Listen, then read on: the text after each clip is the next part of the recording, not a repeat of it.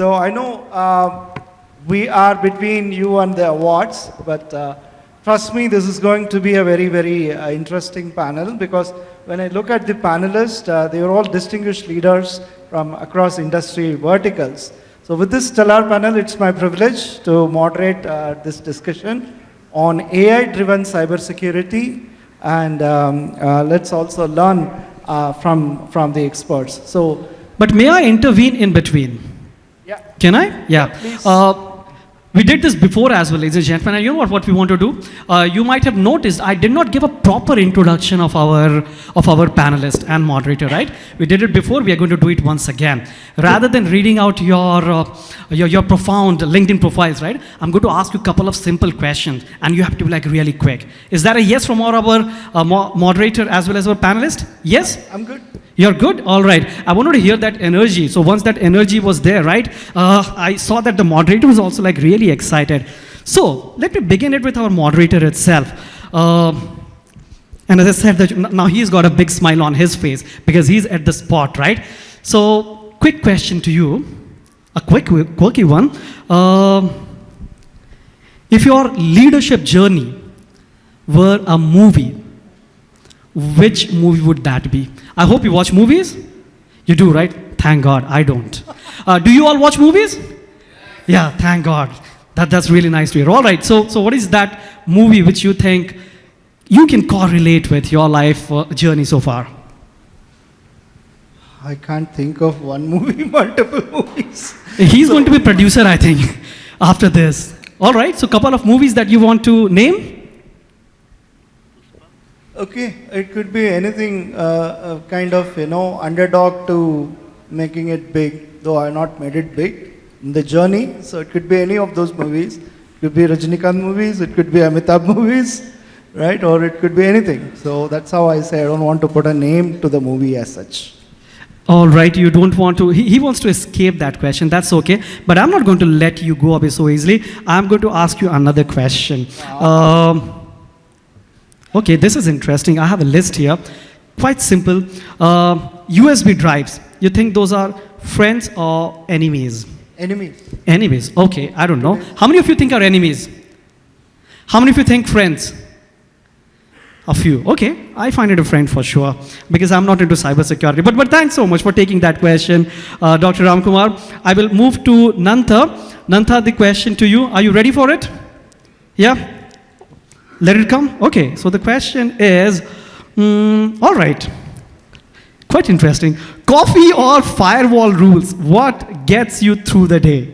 Coffee or firewall rules? Firewall rules. Firewall rules. That was an easy one, right, to take? Okay, here comes another interesting one. Multi-factor authentication or trust falls? What is the second one? Trust? The first one is multi-factor authentication or trust falls? Multi-factor authentication. Okay, all right. Quick one. He's like really ready with those answers. Can we hear some cheer for them? Come on, everyone. Utkarsh, if you're ready, I'll reach out to you. The question is, okay, which is your go-to buzzword in cybersecurity space? Cybersecurity or maybe AI? Currently, I would say IAM, Identity and Access Management. Okay, all right. I think that was really quick from you. I'll have to ask you another question. If you had to describe the future of innovation in 3 words, remember it has to be 3 words, which are those 3 favorite words of yours? Innovation, I would say 2 words, AI right now. Okay, AI, 2 words. In fact, those are just 2 letters. All right, that was smart. Give it to him, everyone. Come on.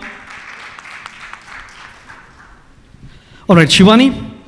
Now, Sivani has got a big smile and she's thinking, is he going to put me in trouble, this naughty guy? Maybe I will, or maybe I will not, ma'am. But the question to you... After choosing a career in cybersecurity, nobody can put us in bigger trouble. So no one... I'm sure you all will relate to that, right? The audience... So we are good.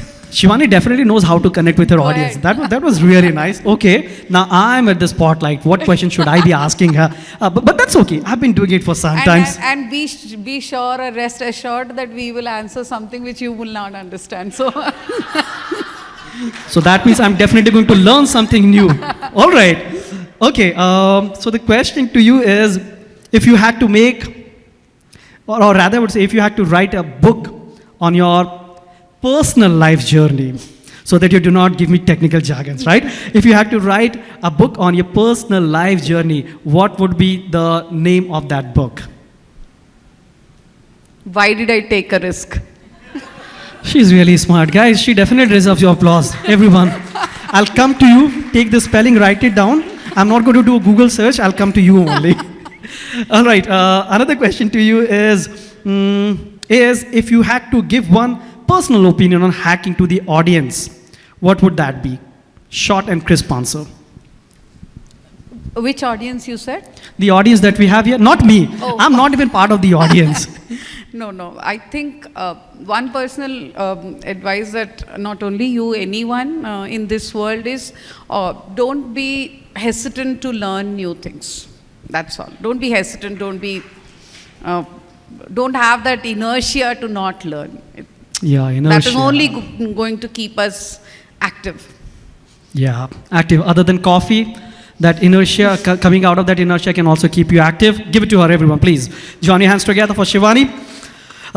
Moving next to Ankit.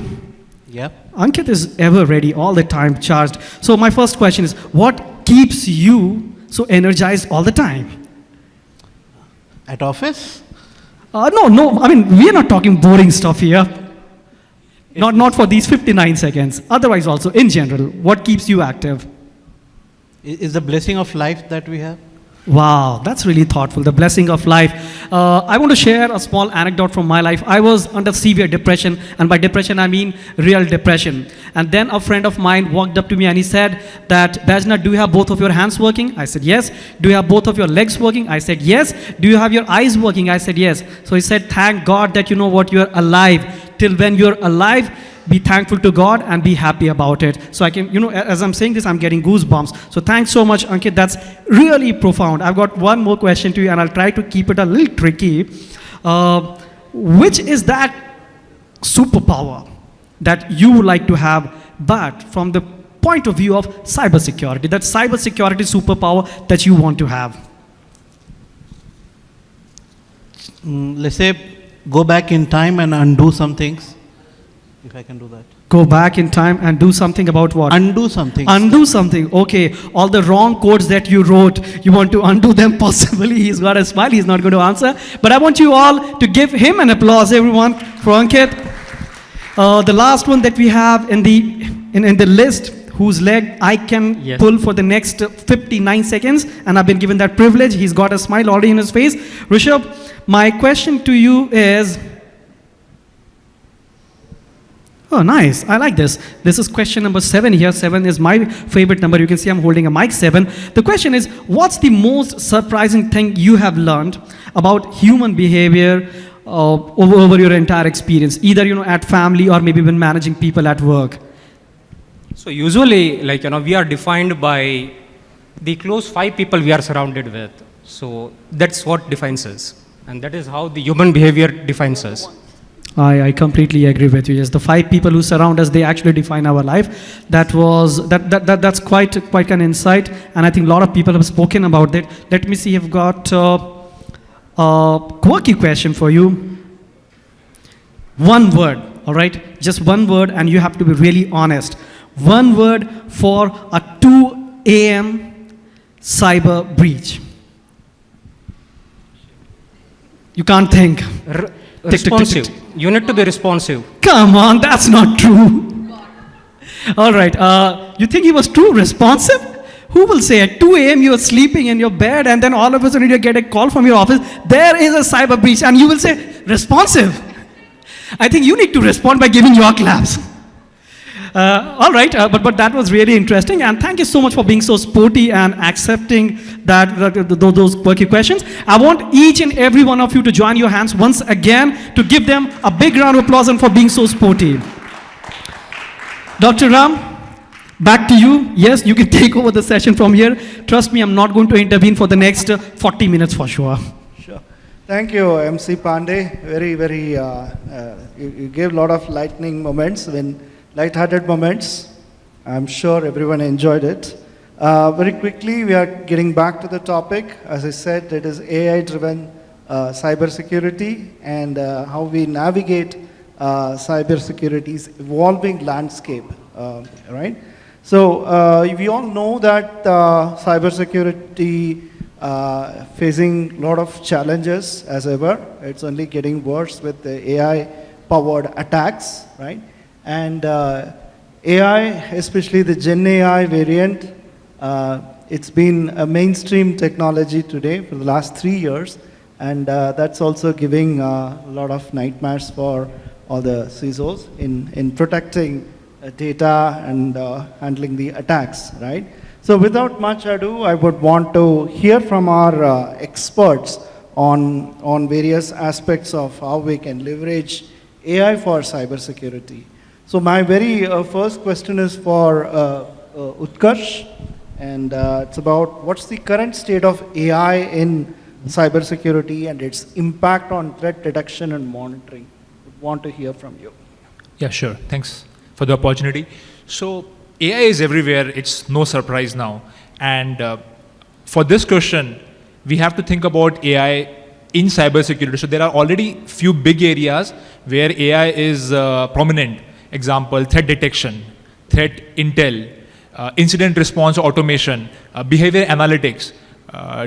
And if we see the other way, then what are the AI technologies which has to be used in these AI security products? So Gen AI, we all know, machine learning, deep learning, and if I just pick up 1 or 2 examples of how AI is being used in security. Let's take example of deep learning. So in deep learning, one example is phishing websites or malicious websites. So how deep learning is helping in that area and how solutions in deep learning are helping in this area is, deep learning is a technology which uses neural networks. And why it's called deep learning? Because it has multiple layers of neural networks. That's why it's deep. So how it's helping is the technology can differentiate between, let's take an example of a banking website like HDFC or ICICI in India. So it can check the logos, the colors, the design of the website, and can easily differentiate between a fake and a real banking website. So that's how deep learning is implemented. NLP, which is another technology under AI, a subset of AI. So how NLP is helping in, if you guys remember, or if like almost a year back, there was a vulnerability in MoveIt. Again, I'm taking an example so that it's easy to understand how NLP is helping. So how NLP is helping is it's about unstructured data. So it can go into internet, forums, blogs, and all the unstructured data and can combine it to tell, to get the intel, the threat intel. And that was an example for MoveIt. So a lot of the companies, security vendor companies could inform their clients that this vulnerability is coming. And that's how NLP helped in MoveIt case. So AI is helping in multiple areas, but I just wanted to bring up 2 examples here. Awesome. So Rushabh, you would want to chime in? Definitely. So, yeah, just to add to what Utkarsh sir mentioned, basically from my experience in my current work capacity, though I don't represent any of them, views are personal, but yeah, from the experience, like how we are leveraging artificial intelligence or generative AI is in several aspects of the security. For example, I come predominantly from GRC background. We have several of the assessments wherein we are required to fill in the questionnaires. We are required to, perform any kind of the analysis. So all of those could be heavily been, automated with the help of the generative AI use cases by the, vector search databases and all of those, and then having the models deployed onto it. How it helps is, let's say suppose conventionally, if it would have been taking me predominantly like 2 to 3 days to complete one supplier security risk assessment, with the help of the generative AI technology, I am able to complete it within the, like 15 to 20 minutes time span, and then I just need to have the oversight onto it, whether the responses that are being furnished by the technology is like, accurate enough, as well as the efficiency is like well within the maintenance limit, and the thresholds of the inaccuracy is like, something which is tolerable. So those aspects are there. then in terms of vulnerability, right? I'm pretty confident each of us would have heard about vulnerability is like an ocean wherein we would be receiving tons of vulnerabilities from time to time. And digging into each of those, analyzing it, triaging each of them is something which is very challenging. And organizations are not going to be bothered about each and every vulnerability. Not all of them are going to be impacting them, and not all of them are going to be that critical and high to them. Now, even if the vulnerabilities are of the low impact or medium impact to them, aggregatively, combinedly, some of the vulnerabilities, when they grouped in together, they might create a high impact. But whether that impact is reachable, that vulnerability reachability, that vulnerability observability is something which your generative AI can tell you, in which particular Git repo this particular function is getting called, which is vulnerable prone. Like the classic example of Log4j, right? When Log4j happened back then, if we would have been having the capability of the generative AI, which could have been deployed onto your particular libraries and your particular repositories, it would have been very easy for the triaging people to identify where all the loopholes in this particular vulnerability is affecting, and they would have been able to remediate that on a timely basis. Similar case applies to your particular monitoring as well.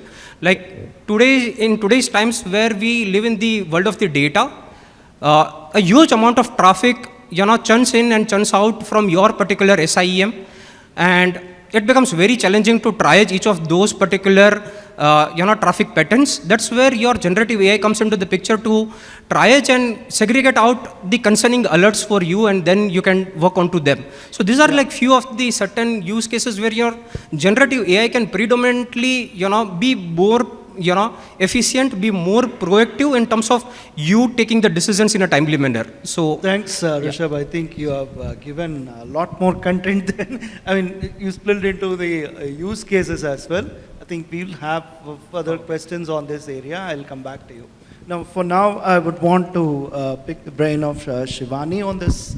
So please, over to you. So I guess they both have covered a lot of things. At least what we have been using AI in cybersecurity predominantly now is on automating the process of document generation, pre-filling the questionnaires so that the reviewer can just go ahead and review and not spend a lot of time. So there are various use cases where one person has to look into some 50 documents to fill in the questionnaire, and he is not an expert in all of those. So he has to go and talk to 20 other people to be able to fill this questionnaire for most of the legal assessments and all of that. It has become very easy by using Gen AI to generate those documents, and from months of work, it has reduced to week or less. So it has helped a lot, along with threat intel and other things that Utkarsh has covered. So Gen AI has definitely brought a lot of ease with which cybersecurity can be done, but at the same time, it has brought in the new risk of things going out of your control as well. So I would always say that it is very important that we exercise caution and take the right decision to use AI, and do it only if it is really needed. Don't just go by the flow that, so since it's a buzzword, let's just use because the technology is available. Be cautious. Thanks, Sivani. I think it's all the more important to understand what is the business case, does it actually work for us, rather than following the herd mentality. It's a big buzzword, but whether it really makes sense for our business is something we need to ponder as CISOs and decision makers. Now, just building on the same area, would want to start with Nantha for any specific use cases of leveraging AI for cyber defense? Good afternoon, everyone. Thank you for the contact for the opportunities. As a threat landscape is continuously evolved, right? At the same time, threat also will increase, right? So the attackers are become more sophisticated by using our traditional method of detecting threat is not at all sufficient, right? So that is where, in this context, the AI will become a game changer in cybersecurity, right? So I could see there are, if you take for top 10, the cyber threats across globe, always the three factors will be there. One is the phishing attack, which My colleague has spoken about it. The second one is the ransomware. The third one is the DDoS attack. So let me give a quick, highlight on each area. For the first one, the phishing attack, right? Currently, which we are using our traditional email solutions, right? That will detect only the email headers, and based on some couple of other factors, will filter it.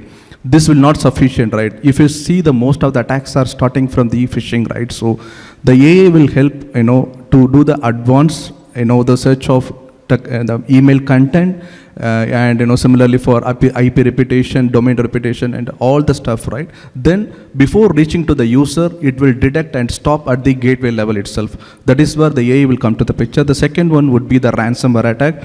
The ransomware attack is continuously evolved. So, by using AI's technology, we can able to, identify the traffic pattern before reaching to the network level. We can able to detect and prevent by using AI technology. The third one is a DDoS attack. So most of the organization, feeling the DDoS attack, but it is not very not very high level, but still the most of the organizations are facing DDoS attack. This AI technology will detect the traffic analysis, and based on the traffic pattern, it will identify the the patterns. Then it will stop before reaching to the data center. So these are the three real use cases we can able to use for our cyber defenses for the organization. Thanks, Nantha. Very well put. Rushabh, you'd want to add anything on this?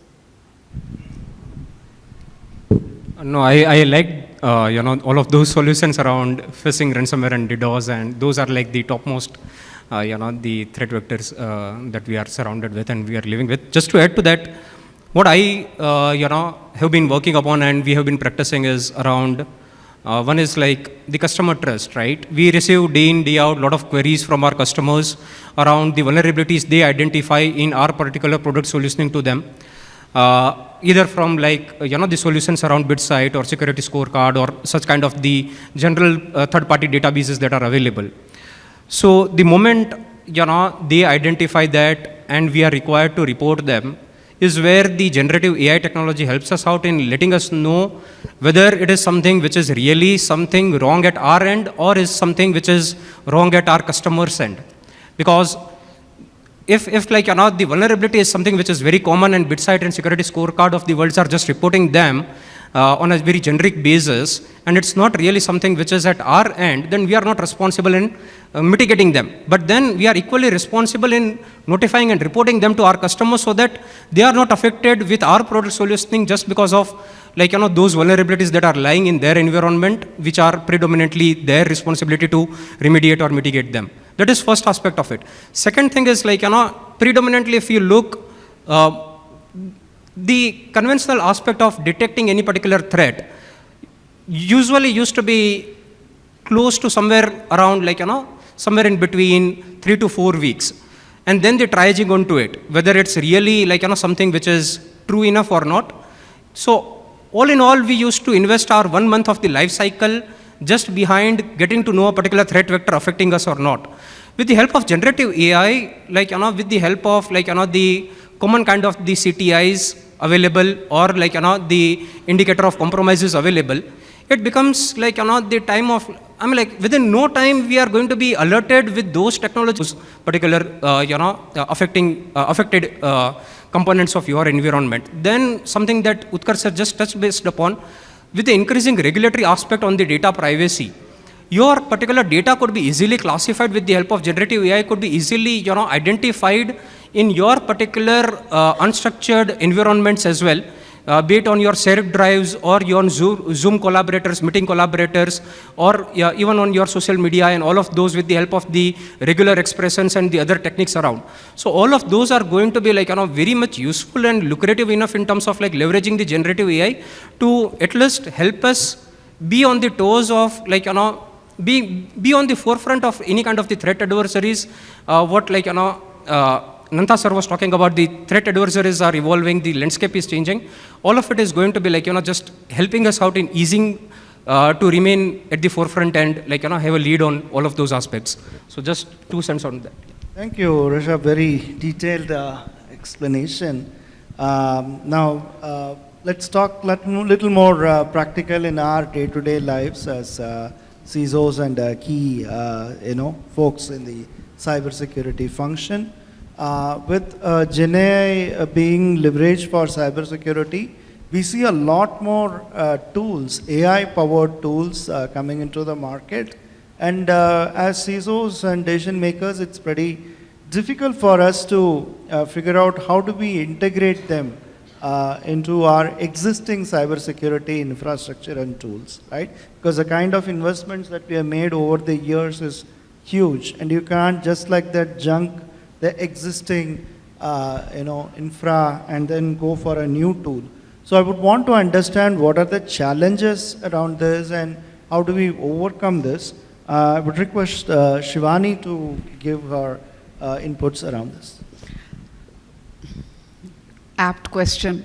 So this is something that all of us kind of keep facing day in, day out, right? As to selecting the right tool and whether we would be able to integrate it to our existing infrastructure or not. See, the challenges are multifold, and the first one being the technical challenges, because most of our products are legacy products, and integrating them with a modern tool, the APIs do not support, or the amount of change that needs to be done is too big. Then there are other challenges of whether the customer would agree, whether we ourselves want to spend so much money, and who will work on it, and all of that. But keeping aside the technical aspects of it, which can still be worked on, there is operational and organizational challenges which are much more difficult for people like us, which is when you come to organizational challenges, right? As a whole, integrating an AI tool into something needs organization policy. And that is very, very important. You should start with policy and then bring in the tool. You should not do it the other way. Because when you want to bring in an AI tool, AI always uses lot of data to train. It accesses central database. So whether your data is right or not, whether you have already anonymized the data or not, do you have a central database or not, is the data siloed or not, have you done all the right privacy regulations and all of that have been checked before you are kind of passing the data to the algorithm or not. And all of that would happen only if there is a policy in the organization defined very well. So you have to start there. And then the third and the most important one is the organizational challenge. And in the organizational challenge, the biggest one is people feel that the moment AI comes, they'll lose their job.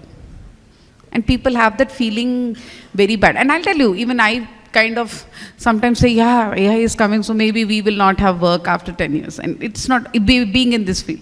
So it's obvious that people feel that way. And somehow that is how AI is being projected across. That companies are firing people after ChatGPT came and all of that. That's not true. And so it has to be driven in that way. And my most important thing in adopting an AI tool would be that it has to be done top down, not bottom up. That your engineer or your security manager thought, oh, this is the right thing for us to do. He should go to his management, and it should always be approved at the top, then it should come down. Because there are multiple biases. It's like if a team in India is doing it, maybe they do not know. A developed country would know it better. There are other biases as well, as human beings, as global teams and all of that, right? So it is always important that you secure the funds, you drive it right. Then there is a high percentage of chance that you are going to be successful in integrating it.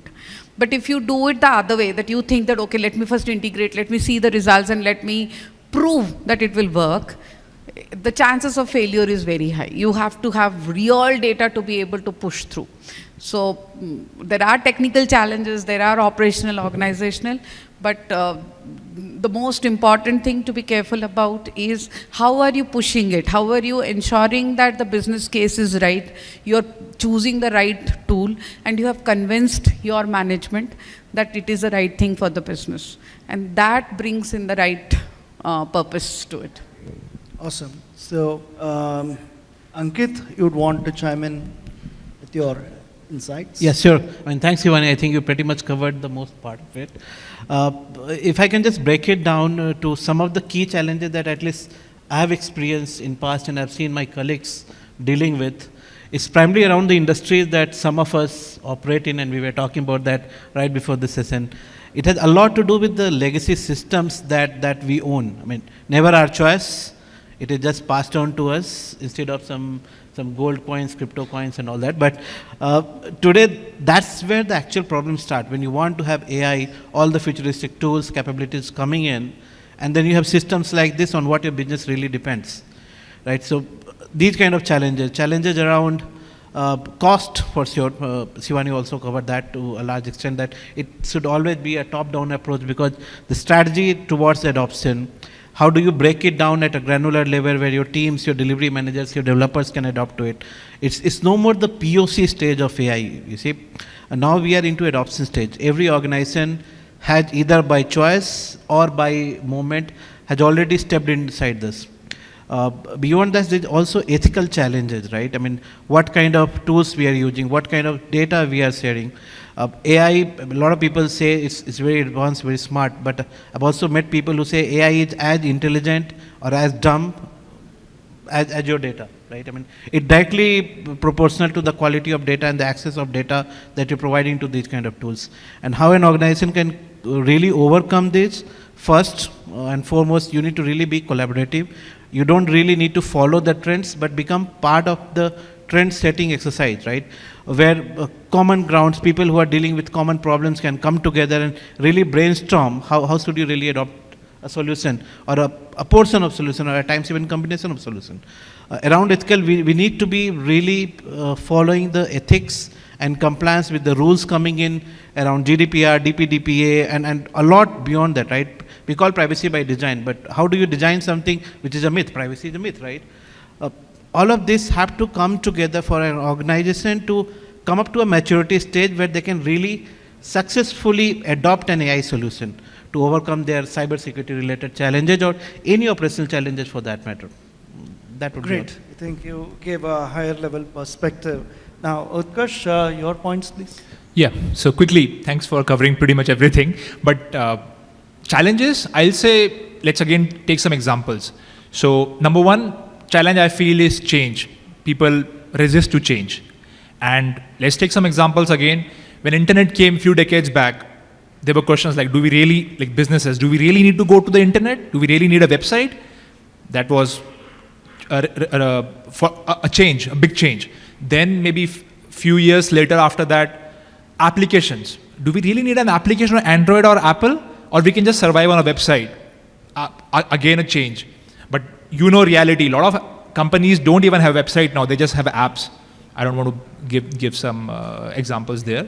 But change is always resisted. Some of the changes will be successful, some will not be. Example, crypto, or I'm not saying it's a failure or a success, but some changes will be successful, some will not be. But the point is, try and fail. Do a POC, do a pilot. Do it at small level for every company in steps, and see if it's actually useful for your business, your organization. Maybe it's not, every solution is not correct for every organization. So that's number one challenge. Number two challenge I would see is priority, because there is always a limited money for security in every company. So we need to see where AI is a priority or not, because application security is a big area, cloud security is a big area, data security is a big area. So does AI security end up in top 3 or top 5, or it's at the bottom? So what's the priority? And that's the job of a CISO or of a security leader, to come to the CEO or CFO and tell, like, no, this is a priority for our company, and I want to put little bit of budget for that and try and see how it goes. Thanks, Utkarsh. I think from what I hear, the point that I take away is just like that, you cannot integrate AI solutions just for the sake of it, or go by the market trends. Rather, CISOs and decision makers have a lot of things to do, a lot of homework to do, and build a strong business case, and then convince the management, right, on facts, rather than going by what is popular today in the market.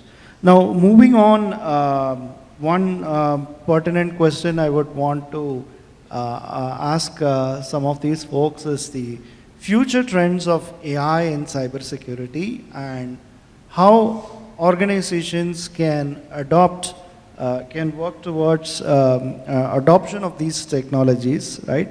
Of these advancements. I would want to start with Ankit. Thank you, sir.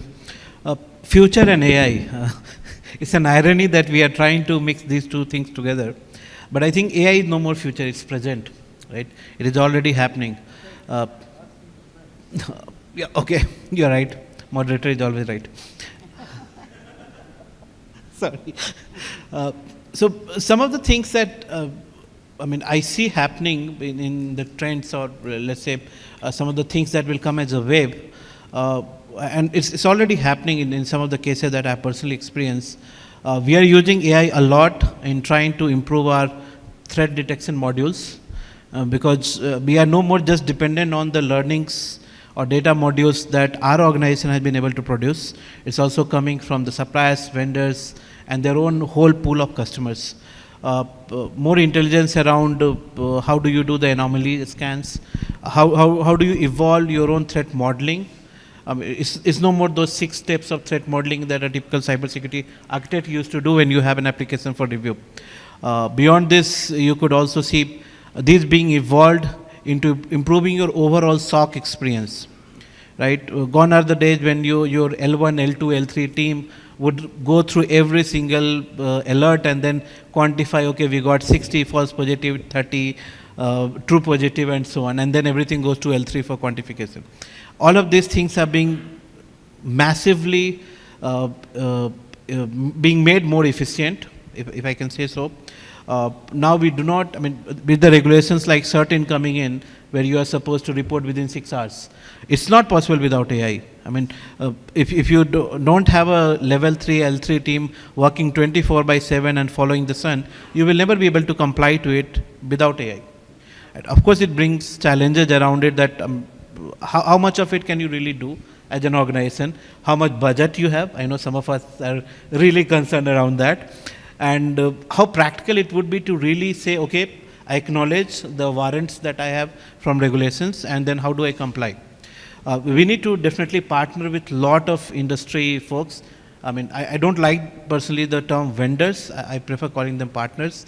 Our colleagues and different divisions, different organizations who are pretty much working on the same lines of our delivery modules, and also a lot to do with ethical adoption of these tools, sir.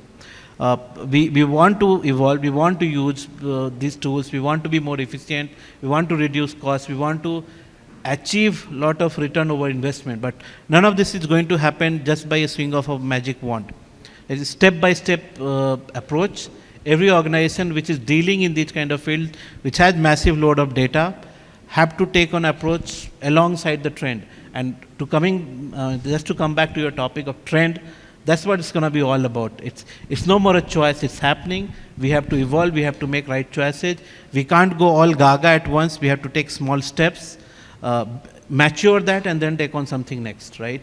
So identify your priority, fix that, sort it out, operationalize it, move it into run mode, and then take on something else. That's all. Great. So Nantha, let's hear from you. Yeah. The AI is transforming the way we are, approaching cybersecurity, right? If any, AI, right, there are, in cybersecurity, there is 3 main objectives. The first objective would be, the faster, threat detections and smart prevention, and, the quicker the incident response. This is, if you are doing any advancement, anything, this is the 3 main objective. And I could see based on the research paper, right, there are, many, feature advancement in the AI. The first one would be, augmented threat, threat detection, or, threat hunting. Currently, we are doing a threat hunting by using, manual process, and the couple of other tools are available in the market. But, if it is, what is the prediction, right? We can able to, do the threat hunting, whatever the data is available within the organization, and also based on the organization, we can correlate, and if we can give the, real-time threat predictive analysis for the threat for the particular organization. The second, trending will be, the AI is Gen AI based threat simulation or attack simulation. Currently, in organization, all the organization, right, all the incident response in the paper, we are all the certified BCMS, etc. But if the real attacks are happening, no organization is not immediately doing, the preventive, right? So this AI will help to, do the real scenario in our lab environment. We can able to ready for, any threats are happening to the organization. That is another feature advancement which, we're looking. And the third one would be, the AI-based zero-trust architecture.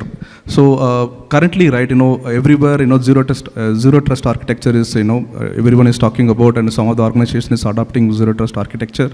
Once AI comes, right, we can able to do the live real-time, threat detections, and based on user and IP address, and there are 5 or 6 factors, and we can able to provide the right access to the right users. So there are many advancement may come to an AI. So everything is in research paper, but you have to wait for the things are going to happen. What I believe, right, AI plus human intelligence equal to augmented intelligence. So AI will not work because AI invented by human, right? The John McCarthy, he is only invented AI.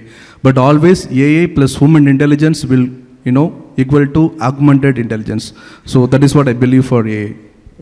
Thanks, Nantha. I think I learned a new term, augmented intelligence. Sounds pretty exciting. So, Sivani, you have any inputs? I understand. I recently attended a talk given by KPMG folks. I'm not sure if we have someone here. But they were showing some stats.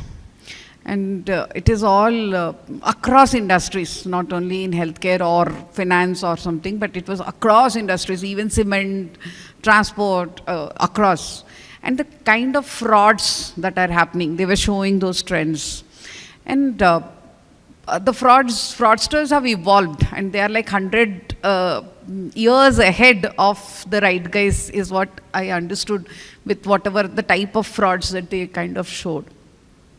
So what I understand, or it's my personal thing, is the biggest trend in AI that would come now is how do we identify that particular wrong guy who can do something wrong in your organization? And with those trends, at least that's what I understand. And so how do you identify which person can do wrong in your organization? Because now the stakes are very big. Given that everything is online, one wrong move and one cyber issue, you are kind of on the front page in the newspaper, trending on Twitter, and your brand value is gone. So I believe that the next big thing that any AI industry is going to invest on is that behavior analytics, to tell the organization that watch out on this guy. This guy is going to do something wrong, you have to prevent him. Because there was one more trend that guy showed, that organization showed, was mostly these kind of frauds are done by your top talents, your people who are rock stars. Because it needs brain to do that kind of a fraud. So your rock star has that brain, has access to that kind of information, is doing that kind of work which he can get value out of, right? So I think the biggest trend in AI, at least to my, after everything that they have covered, the last point is to that behavior and analytics, to identify the wrong person, to be able to prevent wrongdoings, is what I'm thinking is going to happen. Thank you, Sivani. That's again a nice perspective on behavioral analytics. I hope we get better this time, because always cyber criminals, fraudsters, they're always one step ahead of us. As the saying goes, we have to be lucky every time. They have to be lucky only once, right? So I hope AI makes things better, things simpler. It's a very exciting domain. Now, I have a couple of questions. I don't want this panel discussion to be between you and the awards. I know we are all excited to see all the awardees getting the award.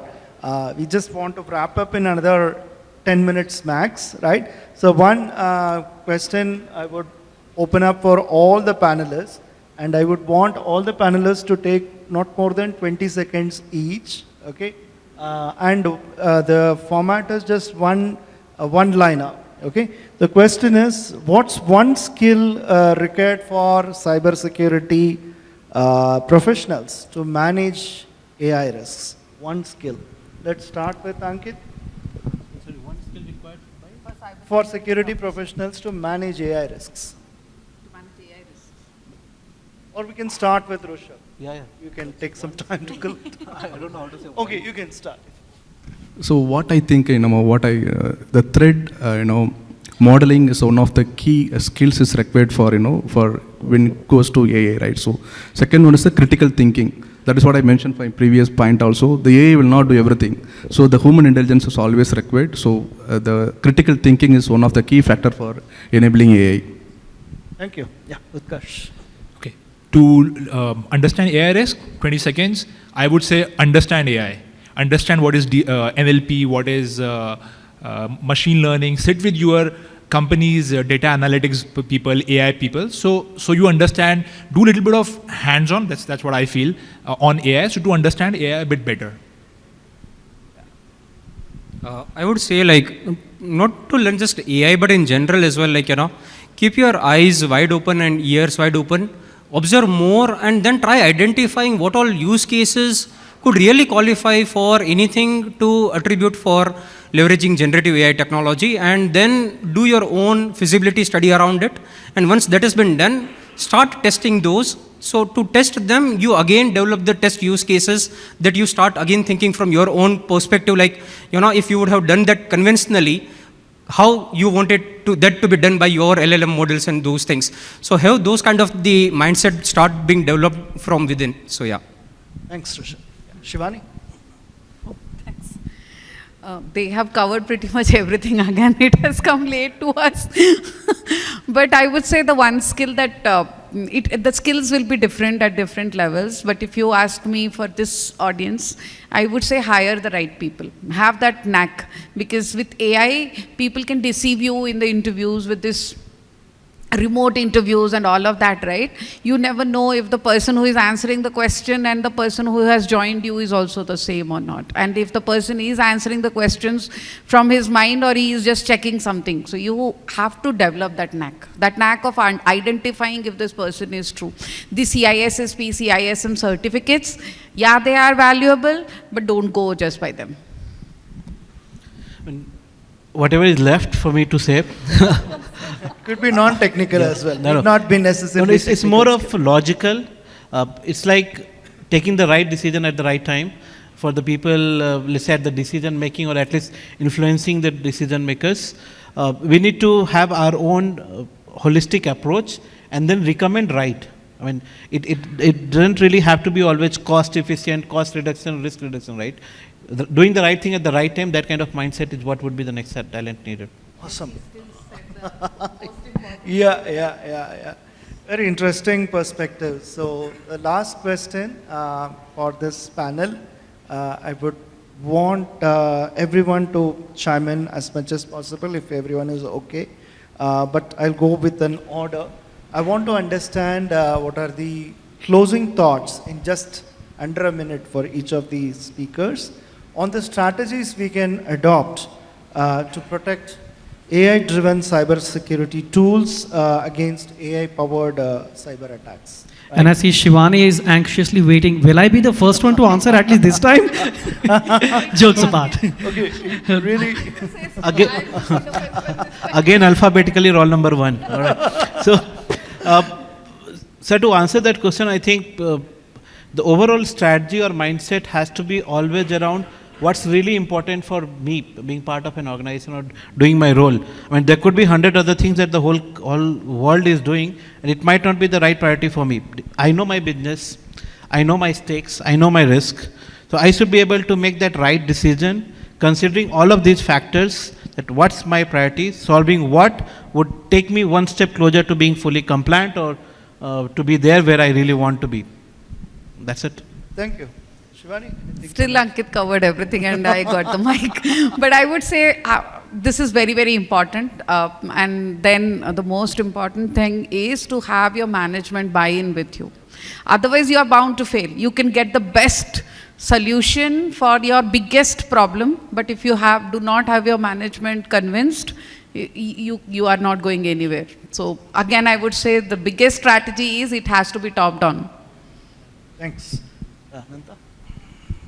So I believe you should have create a AI security governance, and we should have a threat modeling, and before going to any AI projects we should have a proper testing everything. Then has to be have a governance body to approve it to the real use cases. It is not really everyone is to adopt AI. It is the real use cases which more effective for the organization we need to get into. Until otherwise we have to use whatever technologies currently is available. Okay, so on the strategy topic, so when we are deciding on a strategy, there has to be 4-5 inputs, what I think. So one, definitely look at the industry, what vendors or partners are doing in industry on AI topic, that's one input. Business, what business you are in, how that business input is going into the strategy. Number 3, risk, which was already covered. Number 4 could be audit or benchmarking exercise in the company. So these 4-5 things, just think of these things to put inputs into the strategy. Is there anything left? Okay. If it's left, then yeah. So basically, you need to set the tone from the top, right? Have the acceptable usage policy as per your business and the requirements. If you are in the tech development company, develop it accordingly. If you are in the ed tech company, or if you are in the fintech company, develop the use cases about the policies accordingly. The inputs for the policy could come from your regulations like EU AI Act, or your particular benchmarking around, like Utkarsh sir was mentioning, right? We have several industry frameworks, ISO 42001, then MITRE Atlas framework, OS top 10 for LLM and all of that. Then have the right training and awareness programs.